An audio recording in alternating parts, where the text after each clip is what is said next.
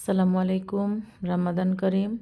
কেমন আছেন বন্ধুরা? আজকে আপনাদের জন্য নিয়ে এসেছি একটি স্বাস্থ্যকর ইফতারিতে খাওয়ার জন্য মহাব্বতী শরবত। আসুন দেখে নেই আমরা কিভাবে তৈরি করলাম মহাব্বতী শরবত। খাঁটি গরুর দুধ নিয়েছি, এক গ্লাসের প্রায় 3 ভাগের 2 ভাগ, আর 1 ভাগ নিয়েছি সামান্য পরিমাণে পানি।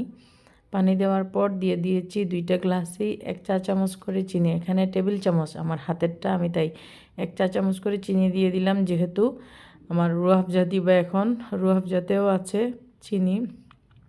2 গ্লাসেই আমি প্রায় 1 টেবিল চামচ করে রুয়াবজা দিয়েছি আমার পরিমাণ মতো।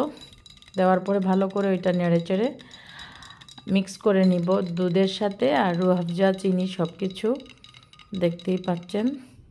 এ পর্যায়ে আমি মিশিয়ে নিব আগে ভিজিয়ে রেখেছিলাম তুকমা। এই তুকমাটা খুবই স্বাস্থ্যকর একটি খাবার এবং খুবই উপকারী, ডিহাইড্রেশন থেকে বাঁচায় এই তুকমাটা, যে সারাদিন রোজা রেখে পানির অভাব পূরণ করে এই তুকমা দানা। এটা আগে ভিজিয়ে রাখলে তাড়াতাড়ি ফুলে উঠলো, আর পরে শরবতের উপরে দিয়ে নেড়েচেড়ে পান করে নিলাম ইফতারের সময়। দেখতেই পাচ্ছেন এটা আবার একটু পড়ে গেছে, একটু নেড়েচেড়ে তারপরে আমার হয়ে গেল আমার মহব্বতী শরবত। কালারটাও কি সুন্দর এসেছে, আর খেতেও দারুণ হয়েছিল। কেমন লাগলো আমার মহব্বতী শরবতটা? ভালো লেগে থাকলে লাইক, কমেন্ট, শেয়ার করে দিবেন। নতুন হয়ে থাকলে সাবস্ক্রাইব করবেন। আল্লাহ হাফিজ।